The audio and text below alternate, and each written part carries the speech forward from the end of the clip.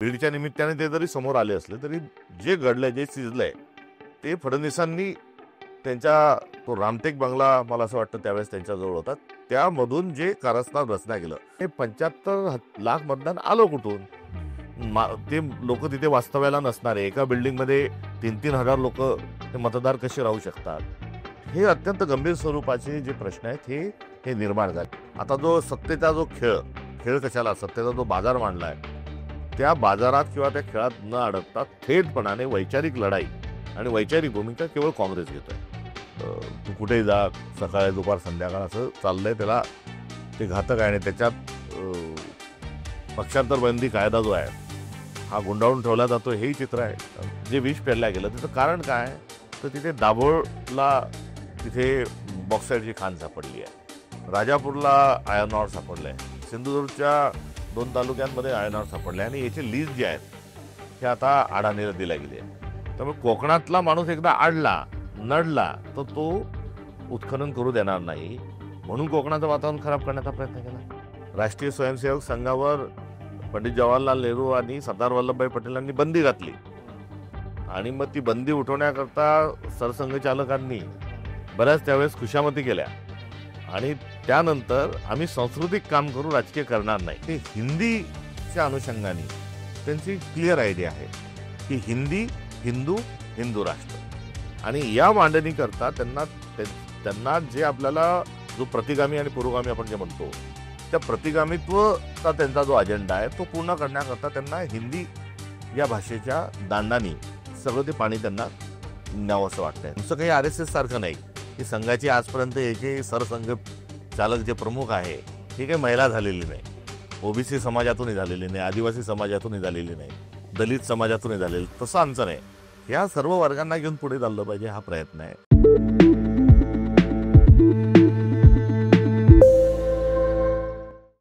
नमस्कार. Indi जर्नलच्या in focus या कार्यक्रमात तुमचं पुन्हा एकदा स्वागत. आपण नुकतंच एक संवाद इंडी जर्नलवर पाहिला काँग्रेस नेते पृथ्वीराज चव्हाण यांच्यासोबत, आणि योगायोगाने आम्हाला आणखी एक काँग्रेस नेत्यांशी संवाद करण्याची संधी मिळालेली आहे. कार्यकर्ता ते काँग्रेस पक्षाचे राज्याचे प्रभारी किंवा राज्याचे अध्यक्ष इथपर्यंतचा प्रवास केलेले आणि एक टर्म आमदार, बुलढाण्याचे जिल्हा परिषदेचे अध्यक्ष, असा एक प्रवास करून आलेले काँग्रेस नेते हर्षवर्धन सपकाळ आज आपल्यासोबत आहेत आणि त्यांच्याशी आपण वेगवेगळ्या धोरणांबद्दल, काँग्रेस पक्षाच्या आउटलुकबद्दल आणि एकूणच महाराष्ट्राच्या परिस्थितीबद्दल चर्चा करणार आहोत. तर सपकाळ सरचं स्वागत आहे इंडी जर्नलमध्ये. तर पहिला प्रश्न आता तो खूपच ऑब्व्हियस वाटेल, तो सगळेच विचारत असतील, तो म्हणजे विधानसभेच्या निवडणुकीचे जे निकाल होते त्या निकालांचं तुमचं विश्लेषण होतं. संख्यात्मक दृष्टिकोनातून निश्चित ही काँग्रेसच्या दृष्टिकोनातून एक चिंताजनक अशी स्वरूपाची बाब आहे. मात्र दुसरीकडे लोकसभेच्या निकालानंतर जे पोलरायझेशन भाजपने जे केलंय आणि जाती धर्माच्या पलीकडे जाऊन जातींचं एक जे गणित मांडलं गेलं, त्या गणिताचा परिणाम म्हणजे हे निकाल आहेत. कधी नव्हे तेवढं महाराष्ट्रामध्ये एवढं प्रचंड बहुमत हे महायुती सरकारला मिळालंय. आणि असं असताना आज त्याचं नेतृत्व करणारी जे काही नेते आहेत त्यांची लोकप्रियता ही महाराष्ट्रात दिसत नाही. त्यांच्या सभेत गर्दी दिसत नाही किंवा त्यांना बघण्याकरता, त्यांना हस्तांदोलन करण्याकरता जी सरसावणारी गर्दी ती दिसत नाही. त्यामुळे संख्या आली आहे, मात्र ते लोकप्रिय नव्हते.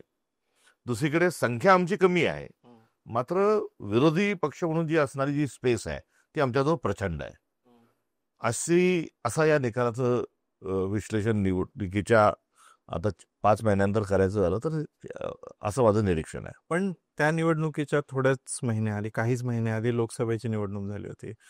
लोकसभेला अनेकांची अपेक्षा होती किंवा अनेकांचा असा अंदाज होता की ठीकठाक म्हणजे अर्ध वाटून होईल अशा प्रकारचा निकाल लागेल. पण जनतेनं आश्चर्यकारक निकाल दिला. महाविकास आघाडीच्या पारड्यात 31 जागा टाकल्या. पण त्यानंतर सुद्धा काही 4 ते 5 महिन्यांच्या गॅपमध्ये, फक्त तेवढ्याशा अवकाशामध्ये इतकी मोठी पडझड महाविकास आघाडीची होणं, याच्या मागचं काय म्हणजे अर्थातच त्या ज्या योजना होत्या लाडकी बहीण वगैरे वगैरे याच्याबद्दलचं विश्लेषण भरपूर झालेलं आहे. पण तुमचं एक पक्ष म्हणून आंतरिक आकलन काय आहे त्याच्याबद्दल? यामध्ये पोलरायझेशन झालं हे तर निश्चित आहे. मात्र यासोबतच ज्या गोष्टी घडल्या त्या पण जनतेसमोर आल्या पाहिजे, नागरिकांसमोर आल्या पाहिजे. ते म्हणजे मोदी साहेबांना त्यांची सत्ता वाचवायची आहे. महाराष्ट्रात कोण मुख्यमंत्री होतंय किंवा कोणत्या राज्यात काय होतं याच्याशी विशेष भाजपला आज देणं घेणं नाही.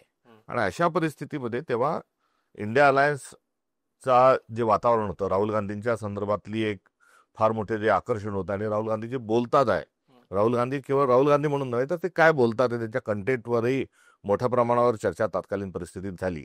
आणि ती झाल्यानंतर आता विधानसभेमध्ये तर काँग्रेस आणि महाविकास आघाडी जी आहे ही निश्चित निवडून येईल असं एक चित्र होतं. हे चित्र असताना आम्ही वाटाघाटीमध्ये किंवा प्रचार यंत्रणा ज्या पद्धतीने राबवली पाहिजे त्यामध्ये आम्ही कुठेतरी कमी पडलो. जे निर्णय फार पूर्वी व्हायला पाहिजे होते शेवटच्या क्षणापर्यंत आम्ही त्या निर्णयांना घेऊन गेलो. आणि जे कॅम्पेन पाहिजे ते कॅम्पेन व्यवस्थित स्वरूपात हे डिझाईन होऊ शकलं नाही. हा आमच्या जमेची बाजू आमच्या वजा जी बाजू आहे किंवा आमच्यात असणाऱ्या जे आमच्याकडून होऊ शकलं नाही ते. आता याच्या उलट भाजपनी काय केलं तर भाजपनी या छोट्या छोट्या जे समाज आहे या समाजाला त्यांची अस्मिता जागृत करत असताना त्यांना कसे ते महाविकास आघाडीच्या विरोधात राहतील याची पुरेपूर त्यांनी काळजी घेतली. त्यानुसार त्यांनी पावलं उचलली आणि हे महाराष्ट्राच्या राजकारणाला अत्यंत घातक स्वरूपाचं एक जे कारस्थान आहे हे तात्कालिक परिस्थितीत केलं गेलं. कारण याचे परिणाम पुढे बघायला मिळाले. बीडच्या निमित्ताने ते जरी समोर आले असले तरी जे घडलंय जे शिजलंय ते फडणवीसांनी त्यांच्या तो रामटेक बंगला मला असं वाटतं त्यावेळेस त्यांच्याजवळ होता त्यामधून जे कारस्थान रचण्यात गेलं. मी कारस्थान या अर्थाने म्हणतोय की हे महाराष्ट्राच्या संस्कृतीला परंपरेला आणि जी आपला आध्यात्मिक वारसा आहे त्याला हा न शोभणार आहे. आणि त्याच्या पलीकडे जाऊन मला सांगू द्या की आपल्या मराठी माणसाला न झेपणारं जे विष आहे हे त्या ठिकाणी हे कालवलं गेलं. आणि त्यातून ते सातत्याने या सर्व घटकांना पोलराईज करण्याचं काम तिथे करत होते. हा एक भाग झाला. दुसरा जो आहे की लोकसभेच्या आणि विधानसभेच्या निवडणुकीच्या दरम्यानच्या काळात 75 लाख मतदान वाढलेलं आहे. आता हे वाढलेलं 75 लाखाचं जे मतदान आहे नेमकं तेवढ्याच मतांनी त्याच मतांच्या फरकाने म्हणजे 75 लाख आपण जर महाविकास आघाडीला जर टाकले तर महाविकास आघाडीच्या एवढ्या जागा येतात आणि ते महायुतीत टाकले तर त्यांच्या एवढ्या जागा आले. तर मग हे 75 लाख मतदान आलं कुठून? ते लोक तिथे वास्तव्याला नसणारे एका बिल्डिंगमध्ये 3-3 हजार लोक ते मतदार कसे राहू शकतात? हे अत्यंत गंभीर स्वरूपाचे जे प्रश्न आहेत हे निर्माण झाले. आणि हे प्रश्न जे आहेत हे राहुल गांधींनी लोकसभेत मांडले किंवा जे पराभूत उमेदवार आहेत त्यांनी रिट पिटिशनच्या माध्यमातून ते कोर्टातही टाकलेले आहेत. निवडणूक आयोगाकडे आपण त्याची रितसर सर्वांनी तक्रार केली आहे. निवडणूक आयोगाने ही माहिती जशी जशी समोर यायला लागली तशी माहिती न देण्याच्या संदर्भातले नियम तयार केले. हे संशय वाढवणार आहे किंवा एवढे गंभीर प्रश्न आणि मुद्दे असताना यावर निवडणूक आयोगाने प्रेस रिलीज दिली पाहिजे. निवडणूक आयुक्तांनी पत्रकार परिषद घेऊन हे कसं झालं काय झालं 75 लाख कुठून आले हे सांगितलं पाहिजे. मात्र ते सांगत नाही आहेत. जेव्हा हा प्रश्न उचलला जातो तेव्हा केंद्रीय गृहमंत्री याच्यावर भाष्य करतात तर दुसरीकडे महाराष्ट्राचे मुख्यमंत्री आज बोलतात. यावर निवडणूक आयोगाने ही चुप्पी साधलेली आहे. त्यामुळे हा संशय जो आहे हा वाढलेल्या मतदानाच्या अनुषंगाने आलेला जो संशय आहे म्हणजे हे या निवडणुकीत थेट स्वरूपामध्ये चोरी केलेली आहे. म्हणजे हे सरकार जे आहे हे चोरी करून बसलेलं सरकार आहे असं म्हटल्यास चुकीचं ठरणार नाही. एवढी गंभीर अनियमितता या निवडणुकीच्या मतदार यादींमध्ये केलेली आहे. 4 दिवस आधी ज्यांनी मतदान नोंदवलं तोही मतदानाला कसा जातो?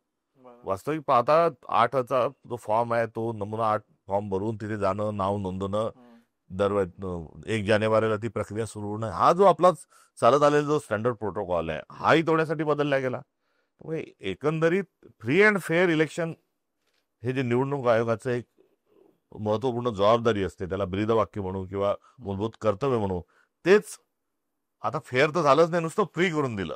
म्हणजे कोणी यावे आणि टिचकी मारूनही जावे हे जे महाद्वार भाजप आणि या दोन त्यांच्या अलायन्सला जे ओपन करून दिलं त्यामुळे एवढ्या मोठ्या संख्येने त्यांचे आमदार निवडून आले. पण तुम्ही जे आरोप करताय ते अत्यंत गंभीर स्वरूपाचे. म्हणजे आता निवडणूक आयोगाची जी सँक्टिटी आहे त्यालाच प्रश्नचिन्ह उभं करणारे आहेत आणि खरं तर भारतीय लोकशाहीच्या मूळ स्ट्रक्चरलाच हात घालणार आहेत. मग असं असताना सुद्धा विरोधी पक्षांना जे रान पेटवायला हवं होतं विरोधी पक्षांनी या मुद्द्यावरती, ते रान पेटवायला अपयश काय येतंय? हा इंटेन्शनचा मुद्दा आहे का कॅपॅसिटीचा, की ती क्षमताच नाहीये विरोधी पक्षांमध्ये? नाही, याचा आपल्या प्रश्नाचं वर्गीकरण करून एक विश्लेषण आणि आज अंतर्मुख होऊन सगळ्यांनीच बघण्याची आवश्यकता आहे. म्हणजे एकाच राजकीय पक्षानेच हे करावं का, हा एक मूळ प्रश्न आहे. त्यात अर्थात आमची जबाबदारी नाही असं नाही. आपल्या प्रश्नाचे उत्तर देणं आणि त्या अनुषंगानं आमच्यात जर काही उणिवा असतील तर त्या दूर करणं ही आमची राजकीय आणि नैतिक जबाबदारी आहे.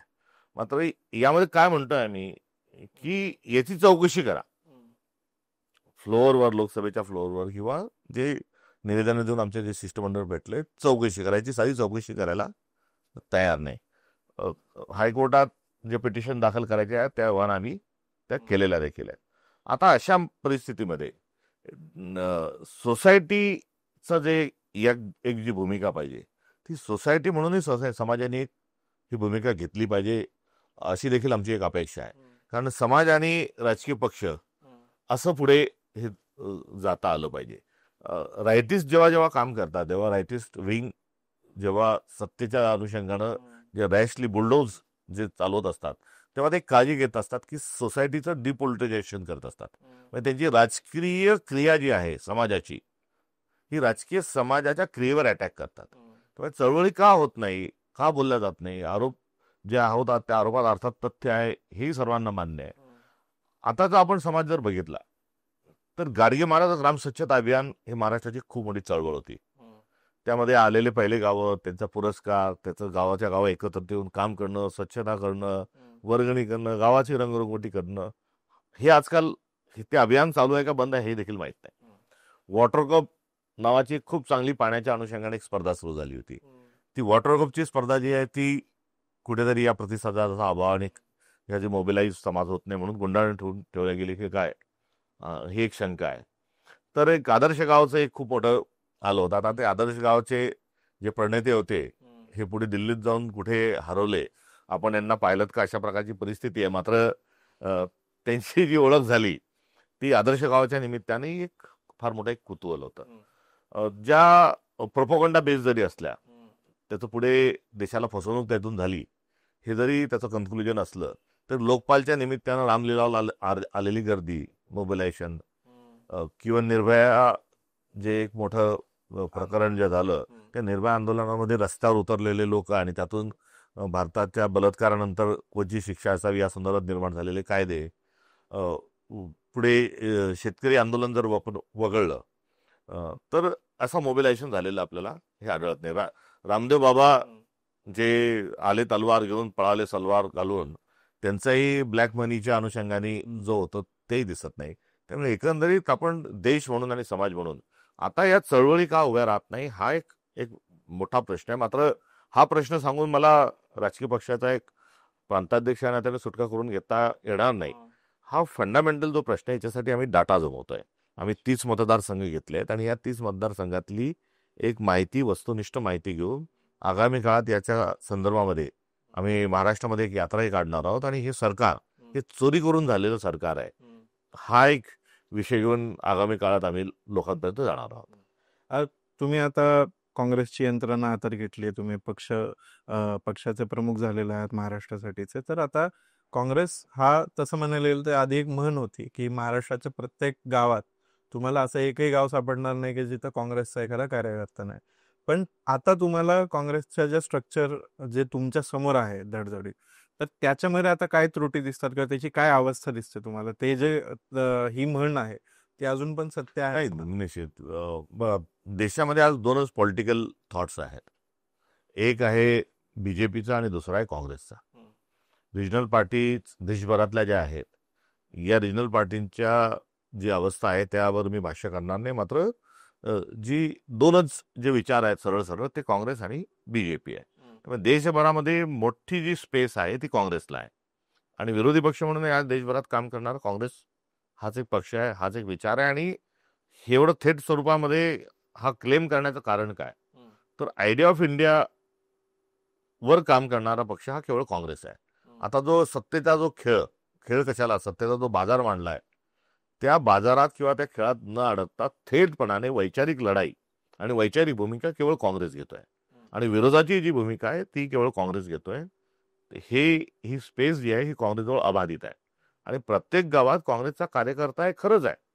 आणि काँग्रेसचा कार्यकर्ता आहे आणि काँग्रेस एवढे नेते घेऊन पण संपत नाही. म्हणून तर बीजेपीच्या प्रांताध्यक्षाला 8 दिवसापूर्वी सांगावं लागलं की आता हे काँग्रेस फोडा, काँग्रेसचे नेते आपल्या पक्षात आणा, काँग्रेसला रिकामी करा. आता यापूर्वी 2013ला एक स्लोगन दिली होती की काँग्रेस मुक्त भारत. आता ही स्लोगन त्यांना स्वीकारण्याची वेळ आली आहे की काँग्रेस युक्त भाजप. मात्र एवढे काँग्रेसचे कार्यकर्ते घेऊनही काँग्रेस संपत नाही. तर हा जो फ्लो आहे, हा जो प्रवाह आहे, हा जो जरा आहे, हा जो दबदबा आहे, जेही आहे, हा काँग्रेसचे ला विचाराला मांडणारे आणि काँग्रेसचे कार्यकर्ते हे गावभर देशभरात गेल्यानंतर काय असेल तर काँग्रेसचा एक तरी कार्यकर्ता आहे, ही वस्तुस्थिती आहे. पण तुम्ही आता ज्या नेत्यांचं उदाहरण दिलं की काँग्रेस सोडून इतके नेते भाजपने घेतले, पण त्यांनी घेतले म्हणून काँग्रेसचे नेते जातात का? म्हणजे काँग्रेसचं आयडिओलॉजिकल कुठेतरी ट्रेनिंग कमी पडते, आयडिओलॉजिकल दबाव त्या विचारसरणीचा कमी पडतो. आता आपण गोव्यामध्ये बघतो उदाहरणार्थ की जेवढे निवडून आलेले आहेत ते जवळपास सगळे आमदार तिकडे बीजेपी मध्ये शिफ्ट झाले गोव्यामध्ये. तसं उदाहरण बघितलं आपण. काँग्रेसच्या वेगवेगळ्या ठिकाणी राजस्थानमध्ये काही उदाहरणं बघितली. तर मला असं विचारायचं आहे की त्या प्रकारचं एक प्रशिक्षण, राजकीय प्रशिक्षण, तो राजकीय कार्यकर्त्याचा किंवा कॅडरमध्ये नाहीये, याच्यामुळे ते होतंय, जागरूक मतदार नसल्यामुळे किंवा तसा दबाव नसल्यामुळे होतंय का, नेत्यांचं जे इथल्या प्रस्थापित नेत्यांची जी शैली डेव्हलप झाली काँग्रेसच्या, त्या राजकीय शैलीमुळे ते होते? कशामुळे? तुमचं ते अनालिसिस काय आहे असं? आपल्या प्रश्नांची 2 भाग आहेत. एक तर प्रशिक्षणात किंवा आयडिओलॉजिकल भूमिका ही कमी पडतीये का, किंवा ही वाढवायसाठी आपण काय करत आहोत, पक्ष काय करतोय, आणि दुसरीकडे असे पक्ष बदलणारा नेता पक्ष का बदलतोय. गोव्याचे उदाहरण दिलं. आता गोवा तर काही गैरलागू उदाहरण आहे, कारण ती नगरपालिका एखादी, सगळे नगरसेवक इकडे गेले, सगळे नगरसेवक तिकडे आले, त्यामुळे गोव्यानी जी अब्रू, जी लतर, जी वेशवर टांगली आहे, तर ते नगरसेवक बरे अशी म्हणण्याची वेळ एक आली आहे. माझं हेही विधान नगरसेवकाच्या अनुषंगाने जरी चुकीचं असलं तरी जो अनुभव येतोय, तू कुठेही जा, सकाळी दुपार संध्याकाळ असं चाललंय, त्याला ते घातक आहे. आणि त्याच्यात पक्षांतर बंदी कायदा जो आहे हा गुंडाळून ठेवला जातो, हेही चित्र आहे. देश म्हणून पहिले राजीव गांधींनी हा अनुसूचित 10 आणली आणि पक्षांतर बंदी कायदा आणला. पुढे अटल बिहारी वाजपेयींनी त्यात अधिक भर टाकली, त्याला कडक करण्याचं काम केलं, आणि आता मोदी साहेबांनी त्याला गुंडाळून टाकण्याचं काम केलं. त्यामुळे या गोव्यासारखी तत्सम जी प्रकरणं, किंवा महाराष्ट्रातही जो निकाल लागला, तो निकाल तर फार हास्यास्पद आहे. दीर्घकाळ लोक असतील की कुलूप तोडलं नाही मात्र चोरी झाली, किंवा अजून बरंच काही बोलता येईल, पण असो. तर ती पक्षांतर बंदीच्या अनुषंगानं एक भाजपने एक ती सोय करून ठेवली आहे. दुसरा, आता आमचे नेते का जातात, का गेलेत, तर भयचं वातावरण आहे. त्यामुळे आमच्या पक्षाचे नेता अटक करू, आमच्याकडे या, नाही तर आम्ही तुमच्या कारखानदारीची ला पैसे देणार नाही. तुम्ही आमच्याकडे या, नाही तर तुमच्यावर गुन्हे दाखल करू. तुम्ही आमच्याकडे या, नाही तर तुमची चौकशी लावू. हे भय दाखवलं जात आहे. दुसरीकडे आमच्याकडे आले तर आम्ही तुमचं कारखान्याला आर्थिक मदत करू. आमच्याकडे आले तर तुमचं प्रकरण जे आहे ते नस्तीबद्ध करू. आमच्याकडे आले तर आम्ही तुम्हाला कुठेतरी बोर्ड पद देऊ. त्यामुळे वैचारिक भूमिकेतून कोणी चाललं नाही. आज रोजी सर्वात राजकीय दुःखद जर परिस्थिती कोणची असेल तर विचार आणि पक्ष याचं नातं असतं, आणि विचारावर नेता असला पाहिजे. ते हिंदीच्या अनुषंगाने त्यांची क्लिअर आयडिया आहे की हिंदी, हिंदू, हिंदू राष्ट्र, आणि या मांडणी करता त्यांना जे आपल्याला जो प्रतिगामी आणि पुरोगामी आपण जे म्हणतो, त्या प्रतिगामित्वचा त्यांचा जो अजेंडा आहे तो पूर्ण करण्याकरता त्यांना हिंदी या भाषेच्या दांडानी सगळं ते पाणी त्यांना न्यावं असं वाटतंय. त्यामुळे विचारशी काही देणं घेणं नाही. सत्ता, सत्ता, सत्ता आणि सत्ता. महायुती जी सरकार आहे ही काही विचारावर एकत्र आलेली नाही, ही केवळ सत्ता हस्तगत करण्याकरता एकत्र जमलेली टोळी आहे. आणि सत्तेला एवढं महत्व जे दिलं जात आहे, तर सत्ता, जेव्हा सत्तेतला एवढं तुम्ही त्याचं महिमामंडन कराल आणि सत्तेला इतका परवलीचा शब्द आपण जर मानाल, तर त्यामध्ये नीतिमूल्य, संस्कृती, सभ्यता, विचारधारा या सगळ्यांना पायंदळीत उडवण्याचं काम त्यात होणार आहे. आणि घाबरून आणि लालच दाखवून हे जे पक्ष फोडल्या जातात आहेत हे अत्यंत गंभीर आहे. आणि भाजपही अस्वस्थ काय, आज देशात पंतप्रधान त्यांचा आहे, महाराष्ट्रात त्यांचे मुख्यमंत्री आहे, मात्र एवढं सगळं मिळाल्यानंतर 238 का 39 आमदार आज महायुतीत आहे, तरी त्यांना काँग्रेसचे आमदार का पाहिजे, तरी त्यांना विरोधकातले आमदार का पाहिजे, तरी त्यांना खासदार का पाहिजे, तरी त्यांना स्वतःच्या पक्षातले कार्यकर्ते घडवून त्यांना मोठं करण्याच्या ऐवजी किंवा तुमची विचारधारा आहे तर तुम्ही त्यांना ग्रूम करा, तुम्ही तुमच्या कार्यकर्त्यांना प्रमोट करा, मात्र त्यांच्या प्रांतात देशाला काँग्रेस फोडा असं सांगून आमचेच नेते जर घ्यावं लागत आहे, तर केवळ सत्ता जर डमरू वाजवून हे चालू असणारा हा त्यांचा खेळ आहे, पण हा जास्ती काळ टिकणार नाही. मग कारण यापुढे जेव्हा तुम्ही नेते निवडाल किंवा पुढच्या वेळेस तिकीट द्याल किंवा ही सगळी चर्चा पुन्हा येईल, तेव्हा मग ही काँग्रेसचं धोरण बदलेल का? कारण जसं तुम्ही म्हटलात आता की त्यांचे कारखाने आहेत, शिक्षण संस्था आहेत, हे आहे ते आहे, त्याच्या भीतीतून ते होतं. मग अशी प्रलोभनाला देऊ शकणारच नाही असे नेते निवडायचं काय धोरण काँग्रेस कडून अपेक्षा करू शकतो? आपल्या प्रश्नाचे मी 2 अँगल बघतोय. एक, जे गेले आमची सत्ता आल्यानंतर त्यांना तुम्ही परत घेणार का, असा पण हा प्रश्न असू शकला असता. तर त्याची उत्तर देण्याचा घाई मी काही करत नाही, त्याचा अजेंडा आमच्याजवळ तयार आहे, काय केलं पाहिजे त्याचं, मात्र ते आज गुपित ठेवलेलं बरं. आज रोजी जे थांबलेत हे विचारधारेच्या अनुषंगानंच ते थांबलेले आहेत. आणि देशामध्ये काँग्रेस आज जे आहे ते आयडिया ऑफ इंडियावर, संविधानावर आणि एकंदरीत आपली जी संस्कृती त्याच्यावर काम करत आहे. त्यामुळे आमचं ट्रेनिंगला, क्लासरूमला बंद खोलीत ट्रेनिंग द्या अशी आवश्यकता नाही. आता आमचं जे काही सगळं चाललंय हा एक ट्रेनिंगचाच भाग आहे. राहुल गांधींनी भारत जोडो यात्रा ही 4,500 किलोमीटरची काढली, काय होतं ते ट्रेनिंग होतं. किंवा जे नित्याने जे सर्व आमचे उपक्रम कार्यक्रम आता महाराष्ट्रामध्ये आम्ही सद्भावनेच्या अनुषंगानं पदयात्रा काढतोय, ती ट्रेनिंग आहे. अलबत्ता यावर भागणार नाही म्हणून माहिती त्यांना देण्याकरता, कारण प्रशिक्षण हे लोकांमध्ये असतं, प्रशिक्षण हे लोकांच्या सोबत काम करूनच मिळू शकतं राजकीय प्रशिक्षण.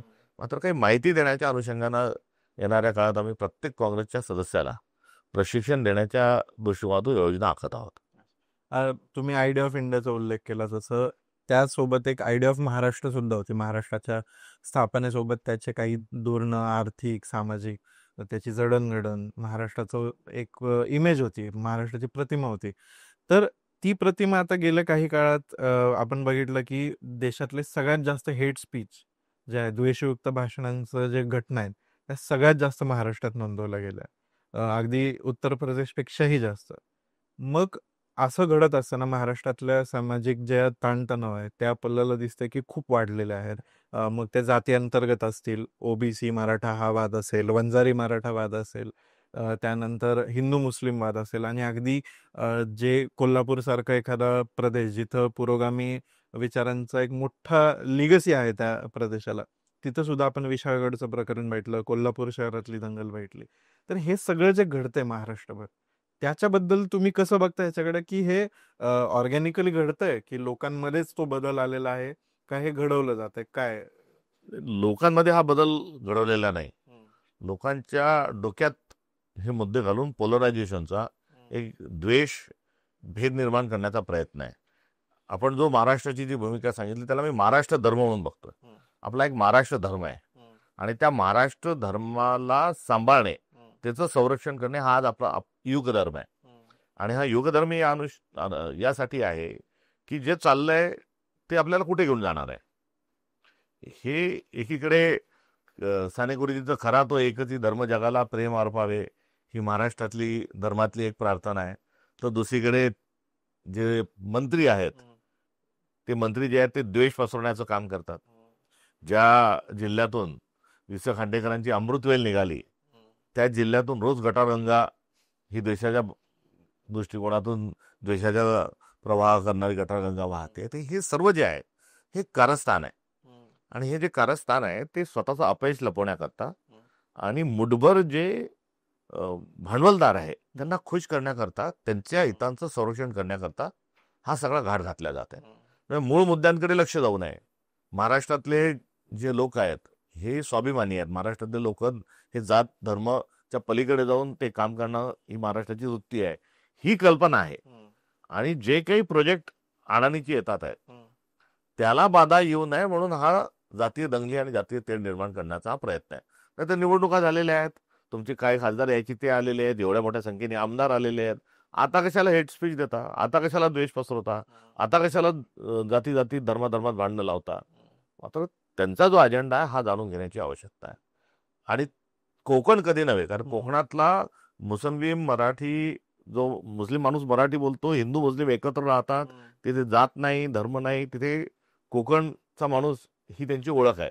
तिथे देखील जे विष पेरल्या गेलं त्याचं कारण काय, तर तिथे दाभोळला तिथे बॉक्साईडची खाण सापडली आहे, राजापूरला आयर्न ऑर सापडलं आहे, सिंधुदुर्गच्या 2 तालुक्यांमध्ये आयर्न ऑर सापडले आणि याचे लीज जे आहेत हे आता अडाणीला दिल्या गेले आहेत. जगभरामध्ये अडाणीला बंदी घातल्या गेली आहे की हे पर्यावरणातला हा फारच पर्यावरणाची फारच नुकसान मोठ्या प्रमाणावर नुकसान करतो आणि जे नॉर्म्स आहेत त्याच्या पलीकडे जाऊन काम करतो म्हणून बॅन केलेलं आहे. आता ते पडलेले त्यांचे जे यंत्र आहेत ते इथे आणायचं आहे आणि भारताचा सगळा महाराष्ट्राचा हा लुटायचा आणि धिंगाणा घालायचा आहे. त्यामुळे कोकणातला माणूस एकदा अडला नडला तर तो उत्खनन करू देणार नाही, म्हणून कोकणाचं वातावरण खराब करण्याचा प्रयत्न केला. महाराष्ट्राचा याच्यासाठी केला की 88,000 कोटीचा शक्तीपीठ महामार्ग काढण्याचा एक घाट हा घातला जातो. शक्तीपीठ मार्ग काय, आणि विदर्भातल्या मराठवाड्यातल्या पश्चिम महाराष्ट्रातल्या माणसांना गोव्याला नेऊन असं कोणतं शक्तीचं तीर्थ पाजणार आहे की ज्यांनी शक्ती मिळणार आहे. या शक्तीपीठ वगैरे एक दिलेलं एक गोंडस नाव आहे, मात्र मूळ जो आहे तो सेंट्रल इंडियातून थेट बंदरापर्यंत हा अडाणीला रेल कार्पेट टाकण्याची ही व्यवस्था ही फडणवीस सरकारची आहे. आणि याला कोणी अडू नये, या मुद्द्याकडे लक्ष करू नये, विरोध करू नये म्हणून हे जातीय द्वेष हा पसरवला जात आहे. 88,000 कोटीचा शक्तीपीठ महामार्गाची गरज आहे का? आणि जर तुमच्याजवळ एवढे पैसे आहेत तर पहिले शेतकऱ्यांचे कर्जमाफी करा. एसटीच्या कर्मचाऱ्यांना देण्याकरता पगार नाही, ठेकेदारांनी PIL टाकली आहे, आमचं पेमेंट नाही, ते द्यायला यांच्याजवळ पैसे नाही, यांच्याजवळ महसुली तूट आहे, भांडवली तूट सरकारची आहे. आणि अशा ह्याच्यात शक्तीपीठ महामार्ग जो आहे हा दुसरा तिसरा काही नाही. गडचिरोलीला मोठ्या प्रमाणात उत्खनन सुरू केलेलं आहे, सूरजगडला तिथलं आयर्न त्यांना आणायचंय, चीनला पाठवायचंय, चीनचं लोखंड आणायचंय, भारतात विकायचंय. हा सगळा आर्थिक हितसंबंधांकरता हा द्वेष पसरवण्याचा घाट हा भाजप सरकारने घातला आहे. तुम्ही मगाशी एक शब्द वापरला, डिपॉलिटिसायझेशन. राजकीय समज जी आहे एखाद्या समाजाची ती काढून घेणं. आता जवळपास काँग्रेसच घ्यायचं झालं तर काँग्रेसच्या अनेक नेत्यांपैकी तुम्ही कदाचित पहिलेच नेते असाल किंवा दुर्मिळ उदाहरण असाल की जे अशा प्रकारचं जे आर्थिक विश्लेषण आहे त्याचं आणि सामाजिक विश्लेषणाची जी सांगड आहे ते घालू शकतात. तर तुम्ही जेव्हा या सगळ्या राजकीय स्पेसकडे बघता आणि आंबेडकरवाद, शाहू फुलेवाद या सगळ्या शब्दांचा वापर करता, तर ते कसं काँग्रेसचं कल्चर शिफ्ट होतंय का ते तुमच्या निमित्ताने? नाही, बेसिकली हे काँग्रेसचंच कल्चर आहे. म्हणजे विरोधकांच्या मताचा आदर करा हे पण काँग्रेसचंच एक त्यांचं धोरण आहे. कारण पहिल्या मंत्रिमंडळामध्ये 6 गैर काँग्रेसी लोकांना घेण्याचं काम नेहरूंनी केलं आणि काय सांगितलं की सगळे जे मतप्रवाह आहेत सगळे विचार राहिले पाहिजे, तेव्हाच लोकशाही आपली ही मॅच्युअर्ड होईल. राष्ट्रीय स्वयंसेवक संघावर पंडित जवाहरलाल नेहरू आणि सरदार वल्लभभाई पटेलांनी बंदी घातली आणि मग ती बंदी उठवण्याकरता सरसंघचालकांनी बऱ्याच त्यावेळेस खुशामती केल्या आणि त्यानंतर आम्ही सांस्कृतिक काम करू, राजकीय करणार नाही असं एक त्यांनी लिखित स्वरूपामध्ये जो अर्ज केला. त्यावेळी हाही विचार जो आहे त्यांना त्यांचं काम करू द्या म्हणून बंदी उठवणारे हे तेच. त्यामुळे एवढी सवाद्रता जी आहे आणि सगळ्या विचारांचं स्वातंत्र्य हे आपल्या देशात असलं पाहिजे, ही काँग्रेसचीच लिगसी. आणि या लिगसीमध्ये शेवटी संविधान काय आहे तर जो महाराष्ट्रामध्ये आपण शिवशाहू फुले आंबेडकर म्हणतो, गाडगे महाराज, तुकडोजी महाराज, महात्मा गांधी, वारकरी संप्रदाय, ज्ञानेश्वर, तुकाराम, हे सगळं जे म्हणतो, या सगळ्यांचे विचार कंपाईल जे आहेत हे भारताच्या संविधानामध्ये झालेत. आणि नुसते विचारच कंपाईल झाले नाही तर त्यामध्ये सर्वांच्या तसबिरी देखील आहेत. शिवाजी महाराजांचा फोटो त्यामध्ये आहे, बाबासाहेबांनी तर खुद तर ते लिहिलंय.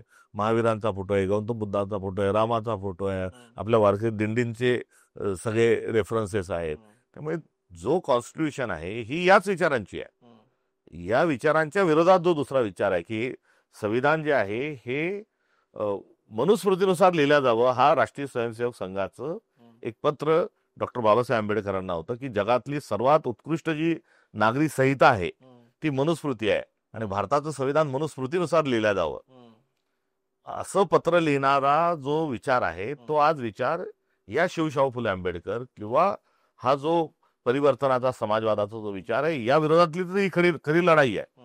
ही लढाई लोकांपुढे मांडण्यामध्ये कुठेतरी आम्ही कमी पडतोय. आणि आम्हीचा शब्द म्हणजे काँग्रेस नाही, तर ही जी चळवळ आहे ही एक शहाणपण असणारा हा देशाचा खूप शहाणे लोक आहे आपल्या देशात आहे. या देशाच्या नागरिकांवर फार मोठा विश्वास हा माझा आहे. या सगळ्यांनी याकडे डोळस दृष्टिकोनातून बघावं. ही लढाई सुरू कुठून झाली, त्याची सुरुवात जर करायची म्हटलं तर गौतम बुद्धांनी बौद्ध धर्म स्थापन केला. तो कोणाच्या विरोधात केला? तेव्हा ना ख्रिश्चॅनिटी होती ना इस्लाम तेव्हा आलेला होता. बरोबर. तेव्हा त्यांनी ही तथाकथित जी तेव्हाची धर्ममार्तंड जी मंडळी होती यांच्या चतुर्वर्णाला कंटाळून, यांच्या कर्मकांडाला कंटाळून, यांच्या जन्म पुनर्जन्माच्या संकल्पनेला कंटाळून, यावर्षी या जन्मात असा वागला तर पुढच्या जन्मात कुत्रा होशील, हे होतील ते होतील, काय जे असेल नसेल, महिलांच्या विषयक जे विचार आहेत या सगळ्यांना त्यांनी आव्हान देण्याकरता बौद्ध धर्म स्थापन केला. महावीरांनी तोच कित्ता गिरवत असताना त्यामध्ये विवेक आणला, विवेक आणला, विनय आणला आदी इत्यादी मूल्यांसह जैन धर्म स्थापन झाला. 1200 वर्षापूर्वी 12व्या शतकात बसवेश्वरांनी या सर्व विचारांच्या मंडळींच्या विरोधात शैव आणि अद्वैतचा सिद्धांत पुढे घेऊन जात असताना एक धर्माची स्थापना केली. महावीरांनी महानुभाव पंथ काढला. वारकरी संप्रदायाने खूप मोठी क्रांती महाराष्ट्रात केली आणि पहिल्यांदा बहुजन समाजातील सर्व संत जे आहेत ही पुढे आली. संत चोखामेळा असेल, सावतामाळी असेल, नरेरी कुंभार असतील, ही सर्व जी संत आहेत ही वारकरी संप्रदायांनी ही दिली. आणि हे सर्व सुरू असताना हा जो संघाचा भाजपचा जो विचार आहे या विचाराच्या विरोधातच हे लढत आलं. छत्रपती शिवाजी महाराजांच्या राज्याभिषेकाला विरोध करणारे कोण? काय औरंगजेबाने विरोध केला? राज्याभिषेकाला विरोध करणारे जे होते हेच तथाकथित धर्ममार्तंड होते, ज्यांचं म्हणणं होतं की शिवाजी महाराज शूद्र आहे आणि शूद्राचा राज्याभिषेक होऊ शकत नाही. त्यामुळे तेव्हाही झालेला जो संघर्ष आहे हा आयडिया ऑफ इंडियाचा संघर्ष आहे. शिवाजी महाराजांना त्रास देणारी जी मंडळी होती यांची आयडिया कोणची? शिवाजी महाराजांची आयडिया हिंदवी स्वराज्याची जी आयडिया आहे तीच आयडिया ऑफ इंडिया ही भारताच्या संविधानामध्ये आहे. महात्मा ज्योतिबा फुलेच्या जो संघर्ष होता हा कोणाच्या विरोधात होता? सावित्रीबाई फुलेंनी पुण्यात पहिली मुलींची शाळा काढल्यानंतर ही धर्म बुडवते आहे. म्हणजे कोणता धर्म बुडवते आहे? तर ह्याच धर्म मार्तंडांचा धर्म बुडवते आहे आणि त्यांना शेण फेकणारे, दगड मारणारे हे दुसऱ्या देशातले, दुसऱ्या धर्मातले नव्हते. महिलांचं शिक्षण हा धर्म बुडवणारा विचार आहे. ही भाजपची आयडिया ऑफ इंडिया आहे. तर महिलाही हा स्त्री पुरुष समानतेचा विषय जो आहे हा काँग्रेसचा, संविधानाचा आणि या देशाचा विचार आहे. त्यामुळे एकंदरीतच ही फार मोठी व्यापक स्वरूपाची ही मांडणी आहे, त्याचे खूप मोठे संदर्भ आहे. त्यामुळे ही सर्व जी आलेली जी स्ट्रीम आहे ही काँग्रेसची हा प्रवाह आहे आणि ही काँग्रेस आहे. पण या प्रकारे आता तुम्ही जे उल्लेख केले ते आज खरं तर कोणताही राजकारणी करू दजवत नाही. का? कारण या प्रकारची कुठलीही चिकित्सा, धर्मचिकित्सा असेल, सामाजिक चिकित्सा असेल, ही मुळातच हिंदू विरोधी आहे. या प्रकारचं एक इक्वेशन त्याला जनरलाइज केलं गेलं आणि आवडो ना आवडो पण ते लोकांनी पचवलेलं आहे. आता लोकांची समज अशी झालेली आहे या प्रकारचं चिकित्सक बोलणं हे हिंदू धर्माचाच विरोध आहे किंवा हिंदूंचा विरोध आहे. तर या परसेप्शनला किंवा या प्रकारच्या सायकोलॉजीला तुम्ही टॅकल कसं करायचा विचार करताय? आता जर ती सायकोलॉजी असेल तर या टप्प्यातून देश आपोआप बाहेर येईल. अपप्रचार असेल तर तिथे जे सत्य आहे ते लोकांनी जाणून घ्यावं हे आव्हान करू शकतो. त्यामुळे शिवाजी महाराजांनाही धर्मविरोधी म्हटलं गेलं. ज्ञानेश्वर महाराजांनी काय केलं तर ज्ञानेश्वर महाराजांनी संस्कृत मधली गीता ही मराठीत लिहिली आणि पसायदान नावाचं एवढं छान एक आपल्याला एक प्रार्थना दिली. आता हेही धर्म बुडवणार आहे असं सांगणारे लोक होते. शाळामध्ये जाणं ही धर्म बुडवणारे होत होते. आता ही लोक आज आम्हाला धर्म बुडवणारी जर म्हणत असतील आणि ही जर आमची परंपरा असेल तर ते काय म्हणतात आहे याकडे आम्हाला लक्ष देण्याची आवश्यकता नाही. तर आता आपण बऱ्याच मुद्द्यांना स्पर्श केला, विचारधारेशी रिलेटेड आणि महाराष्ट्राशी रिलेटेड सुद्धा. पण एक महत्वाचं आता सध्या जे अंडरकरंट महाराष्ट्रामध्ये दुसरा एक महत्वाचा जो प्रश्न समोर येताना दिसतोय तो म्हणजे महाराष्ट्राच्या स्वतःच्या अस्मितेशी संबंधित काही गोष्टी घडत आहेत. म्हणजे एकीकडे डिलिमिटेशनचा धोका येऊ गाठलेला आहे, ज्याच्यामध्ये मतदारसंघ पुन्हा एकदा लोकसंख्येनुसार हे होतील. तो एक भाग झाला. त्याच्याबद्दल कुठली अर्जन्सी दिसत नाही महाराष्ट्राच्या राजकारणामध्ये. पण दुसरा एक तातडीनं आता तात्काळ चालू असलेला मुद्दा म्हणजे मराठी शाळांचा, मराठी अभ्यासक्रमांचा, मराठी भाषेचा आणि हिंदी सक्तीचा, या सगळ्या अनुषंगाने आहे. तर अनेकदा असं होतं की राष्ट्रीय पक्ष जे आहेत ते याच्याकडे राष्ट्रीय नजरेतूनच बघतात. म्हणजे असं हा आरोप काँग्रेसवरही अनेक वर्ष झालेला आहे की महाराष्ट्राकडे दुर्लक्ष झालेलं आहे, मराठी अस्मितेला थोडंसं दुय्यम स्थान दिलेलं आहे. तर आता भाजप जो अप्रोच करतोय त्या अनुषंगाने काँग्रेसच्या अप्रोचमध्ये बदल येईल का, की कसं बघतं तुम्ही, कसं बघता याच्याकडे मराठीचा मुद्दा, मराठी अस्मिता आणि महाराष्ट्र या मुद्दा? नाही, मराठीच्या मुद्द्यामध्ये आता तुर्तास जी चर्चा सुरू झाली ती हिंदी ही पहिल्या वर्गापासून सक्तीची लागू करण्याच्या अनुषंगाने एक सरकारने एक चुकीचं पाऊल उचललं. त्या निमित्ताने एक मराठी एक विषयाच्या अनुषंगाने एक चिंतनाला आपल्याला एक विंडो ओपन झाली आहे. मी देखील त्यातूनच भाष्य करू इच्छितो. मुळात हिंदी या भाषेला काही विरोध नाही आणि मराठी भाषेतली अस्मिता, मान्यता, त्याची जी महती, मोठेपणा हा देखील मान्य आहे. काँग्रेसला राष्ट्रीय पक्ष जरी असला तरी विविधता एकता ही भारत की विशेषता हे जे सूत्र आहे हे काँग्रेसने स्वीकारलंय. सुरुवातीला भाषावार प्रांतरचना याला काँग्रेसचा विरोध होता, कारण देश म्हणून वेगवेगळे संकट येऊ शकतात ही त्यामागची भूमिका होती. मात्र ते असताना भाषेचं संवर्धन हे झालं पाहिजे ही देखील काँग्रेसचीच भूमिका होती.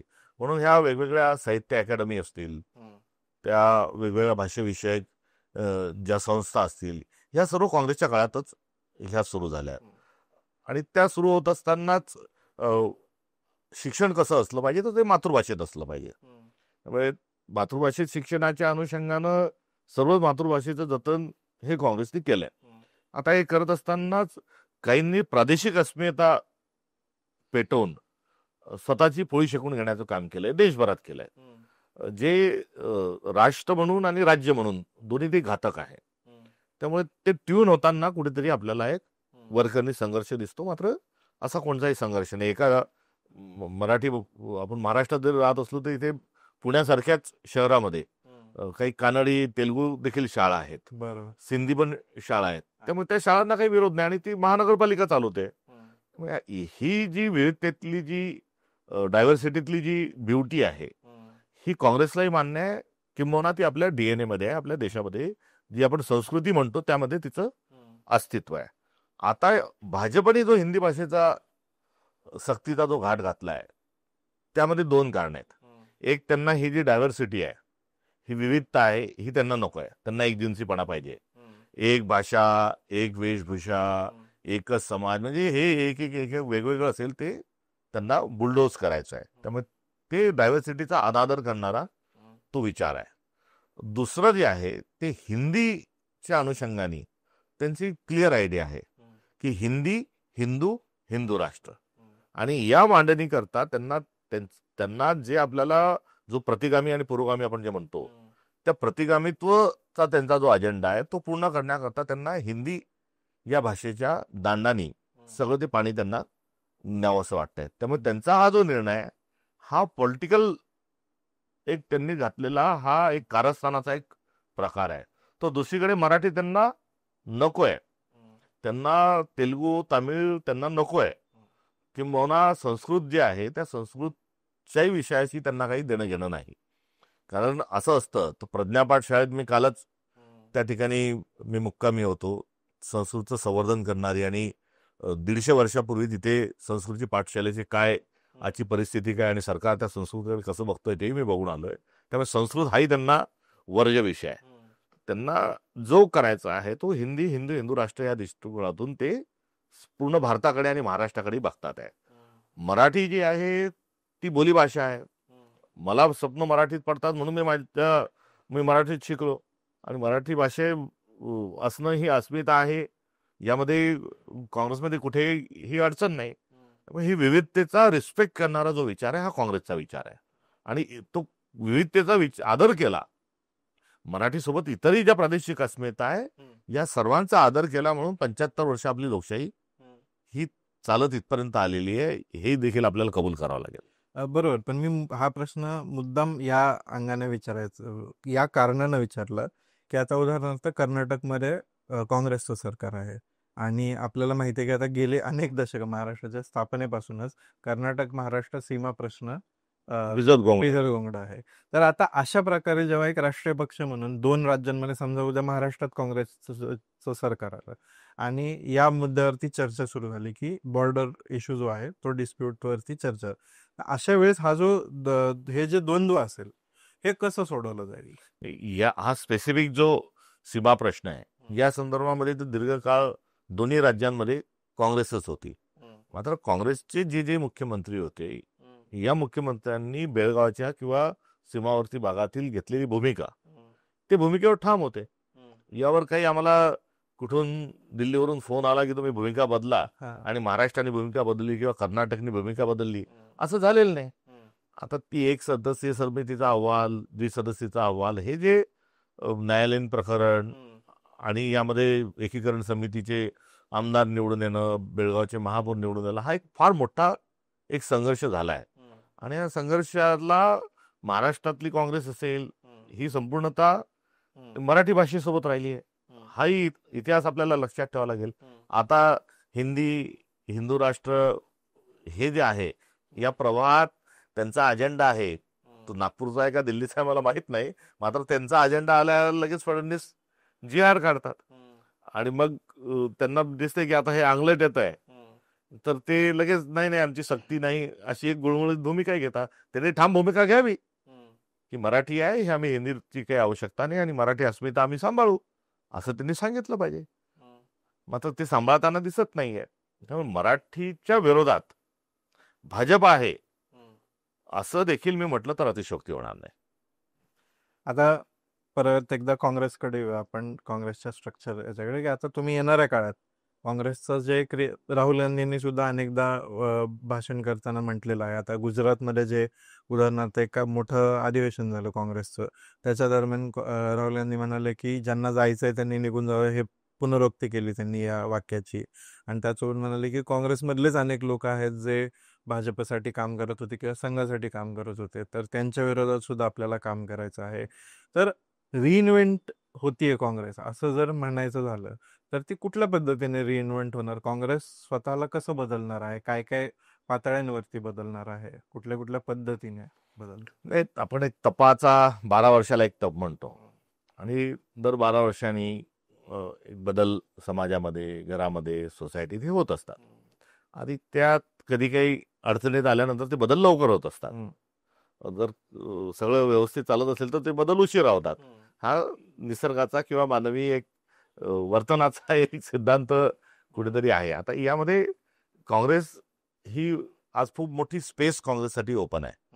नवनवीन प्रयोग करण्याची संधी काँग्रेस पुढे आहे. तर परिस्थिती आता प्रयोगाला आणि पुढे जाण्याच्या अनुषंगाने आम्हाला अनुकूल आहे. त्यामुळे बदल हे लवकर होतील आणि त्या लवकर बदलाच्या अनुषंगानं काँग्रेसनी 2025 वर्ष जे आहे हे संघटनात्मक वर्ष जाहीर केलंय.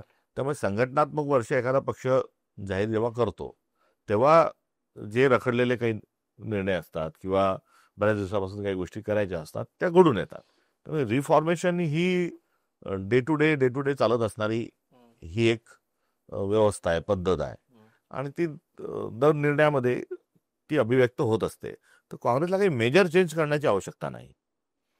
अच्छा, ती काँग्रेस जी आहे ती आयडियोलॉजिकल एकदम स्ट्रॉंग आहे, लिडरशिप पॉइंट ऑफ व्ह्यू पण स्ट्रॉंग आहे. परसेप्शन वाईज जे एक काँग्रेसमध्ये एक थंड आहे वगैरे वगैरे वगैरे असे आरोप जे केले जातात ते संपूर्णतः हे चुकीचे आहेत. एक माझी नियुक्ती झाल्यानंतर कारखानदार नाही केला किंवा शैक्षणिक संस्थेवाला नाही केला, हा सामान्य माणूस आहे वगैरे वगैरे असं जे टीका टीका आणि स्वागत दोन्ही जे झालं. तर त्या अनुषंगाने बघा ना, म्हणजे आता कारखानदारी सहकार चळवळ ही महाराष्ट्रातली खूप मोठी चळवळ आहे आणि सहकार चळवळीशिवाय महाराष्ट्राचा इतिहास पूर्ण होऊ शकत नाही. आणि ज्यांनी सहकार चळवळीतून कारखानदारी उभी केली त्यांना मोठे मोठे पुरस्कार भारत सरकारचे मिळालेले आहेत. त्यांचे मोठे मोठे ग्रंथ खंडनिहाय त्यांचं आत्मचरित्र निघालेलं आहे. आणि गरीब शेतकऱ्याला चांगले दिवस आणण्याकरता सहकार चळवळ ही आपण म्हणून तिच्याकडे बघत होतो.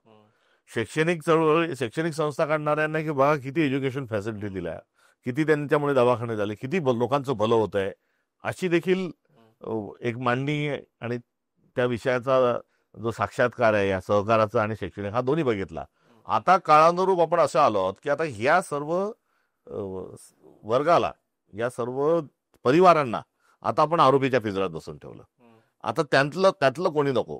तुम्ही असं कसं म्हणू शकता की ज्यांची या महाराष्ट्राच्या उभारणीमध्ये, राष्ट्राच्या उभारणीमध्ये त्यांचं कॉन्ट्रीब्युशन आहे ते आता नको, आता दुसरं कोणीतरी काहीतरी काढा, ही कृतज्ञता आहे होईल कुठेतरी. त्यामुळे हे कॉन्ट्रीब्युशन राष्ट्र उभारणीमध्ये, महाराष्ट्र उभारणीमध्ये हे मोठं झालेलं आहे. हा बॅलन्स आहे आणि हा बॅलन्समध्ये सर्व समावेशक स्वरूपाचा जो एक प्रवास आहे हा होत राहतो. कधी हे, कधी हा पॅटर्न, कधी तो पॅटर्न, कधी असं तसं, याच्यात हे पुढे गेलं पाहिजे.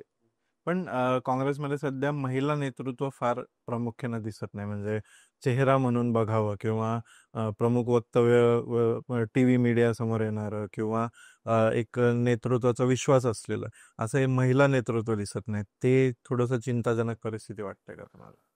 4 काँग्रेसच्या महिला खासदार महाराष्ट्रातून या नुकत्याच निवडून गेल्या आहेत. आमदारही आमच्याजवळ काँग्रेसचे. इंदिरा गांधी सारखं एक सक्षम नेतृत्व हे काँग्रेसचं होतं. नंतरच्या काळात, अलीकडच्या काळात सोनिया गांधी एक मोठं नेतृत्व आलं. प्रतिभाताई पाटील या वेगवेगळ्या पदावर राहिल्या, त्या महिला राष्ट्रपती राहिल्या. प्रमिला काकी चव्हाण या महाराष्ट्र प्रभाराव हे महाराष्ट्र PCCच्या अध्यक्ष राहिल्या. त्यामुळे ही एक मोठी एक परंपरा ही काँग्रेसची राहिलेली. आमचं काही RSS सारखं नाही की संघाची आजपर्यंत एकही सरसंघ चालक जे प्रमुख आहे ही काही महिला झालेली नाही, ओबीसी समाजातूनही झालेली नाही, आदिवासी समाजातूनही झालेली नाही, दलित समाजातूनही झालेली. तसं आमचं नाही. ह्या सर्व वर्गांना घेऊन पुढे चाललं पाहिजे हा प्रयत्न आहे.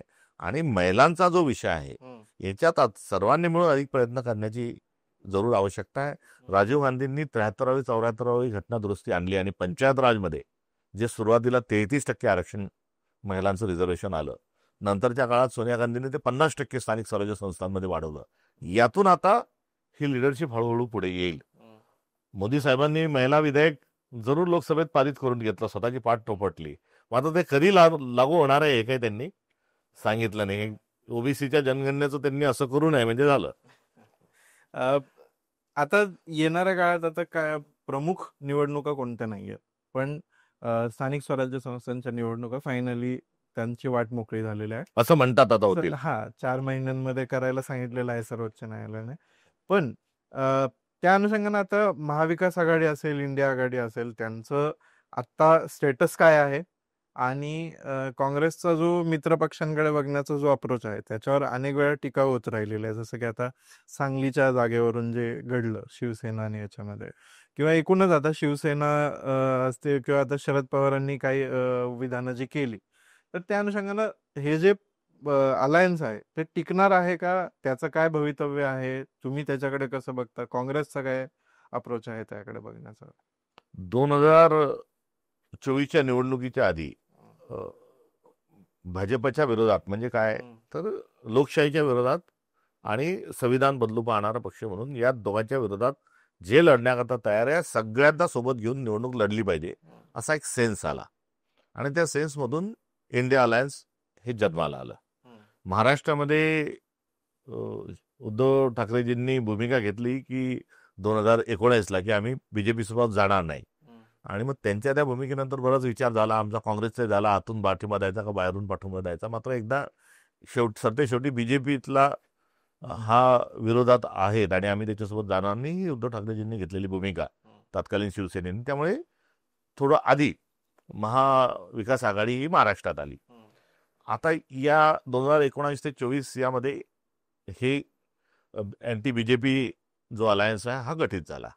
आता 2029ला पुढच्या निवडणुकीपर्यंत काय काय होईल या संदर्भामध्ये काही भाष्य करणं हे योग्य होणार नाही. त्यामुळे तोपर्यंत आता पुलाखालून किती पाणी जातं, वाहतं, कसं वाहतं. पण तुमचा अप्रोच काय? हो हो मैत्रीचा मी येतोच आहे ना, येतोच आहे ना. तर ते सांगणं थोडं ज्योतिषशास्त्र सांगितलं सारखं होईल ते. मुद्दा तोच आहे, लोकशाही विरोधात बीजेपी आहे आणि संविधानाला त्यांना बदलायचं आहे. त्यांची आयडिया ऑफ इंडिया वेगळी आहे. तर या दोन व्हॅल्यूजवर जे बीजेपीच्या विरोधात आहे त्यांना सोबत घेऊन काँग्रेस महाराष्ट्रात हे निश्चित स्वरूपामध्ये हे पुढे जाईल. आता स्थानिक स्वराज्य संस्थांमध्ये काय करायचं हा एक फार मोठा एक त्याला कळीचा प्रश्न म्हणूनही सर्वांना वाटतोय, पण तो तेवढा काही गंभीर नाही. शेवटी सगळे पक्ष आहेत, त्यांना आपापला पक्ष वाढवण्याचा अधिकार आहे. पक्ष काम करण्याचा त्यांचा तो चॉईस असतो, काय करावं नाही करावं.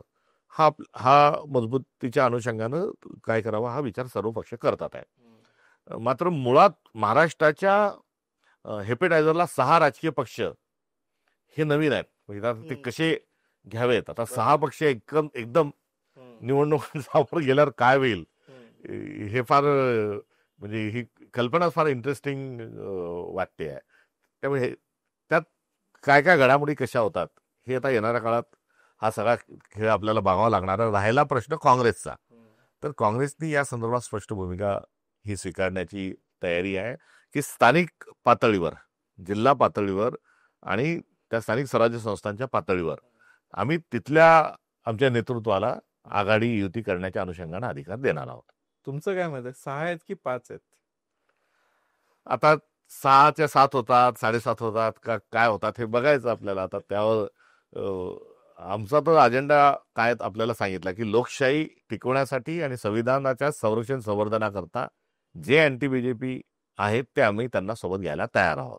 शेवटचा प्रश्न की आता 2029च्या अनुषंगाने सगळीच तयारी सुरू असेल आणि तोपर्यंत करायचं काय असं सगळ्याच विरोधी पक्षांना प्रश्न पडल्यासारखं वागतायत हे. तर 2029 पर्यंतची वाटचाल कशी असेल असं तुम्हाला काय दिसतं? आता येणारे 3-4 वर्षांचा प्रवास फार मोठी संधी आहे आणि ही काही खूप मोठा काळ आहे आणि हा वैचारिक लढाई लढण्याकरता अत्यंत सुयोग्य अशा प्रकारची परिस्थिती आहे. आज रोजी निवडणुका होतील, हार जीत जे काय व्हायचं ते होईल, सत्ता येईल नाही तो आपला ठिकाण आहे. मात्र आज महाराष्ट्र धर्म वाचवण्याची महाराष्ट्रात गरज आहे आणि देशात लोकशाही वाचवण्याची आवश्यकता आहे. आणि ही वैचारिक भूमिका घेऊन जोरकस प्रयत्न करण्याकरता एक खूप छान एक संधी आहे. काळ जरी मोठा असला तरी महाराष्ट्रही खूप मोठा आहे. या सगळ्यांना सर्वसमावेशक भूमिका ही लोकांपर्यंत घेऊन जाणं, संघटना बांधणं यासाठी अत्यंत व्यवस्थित हा काळ आहे आणि या संधीचं सोनं कसं करता येईल हा निश्चित आमचा प्रयत्न राहील. आणि हा प्रयत्न करत असताना वैचारिक संघर्षातून आणि वैचारिक लढाईतूनच पक्ष पुढे घेऊन गेला पाहिजे ही आमची भूमिका आहे. थँक्यू सर, तुम्ही एवढा सविस्तरपणे आमच्याशी संवाद साधला. तर हे होते हर्षवर्धन सपकाळ, महाराष्ट्र काँग्रेसचे प्रभारी. तर त्यांनी जी मतं मांडली आणि आम्ही एकंदर जी चर्चा केली त्यावर तुमच्या काय प्रतिक्रिया असतील, प्रश्न असतील याला कमेंटमध्ये नोंदवायला विसरू नका. इंडी जर्नल हे पूर्णतः रीडर फंडेड आहे, म्हणजे तुमच्या देणग्यांवरती चालणार आहे. आम्ही कोणत्याही प्रकारचे कॉर्पोरेट किंवा राजकीय देणग्या घेत नाहीत. त्यामुळं डिस्क्रिप्शनमध्ये जी लिंक आहे ती वापरून आम्हाला आर्थिक मदत करायला विसरू नका. हा व्हिडिओ लाईक करा, शेअर करा, कमेंट तर कराच आणि पाहत राहा इंडी जर्नल.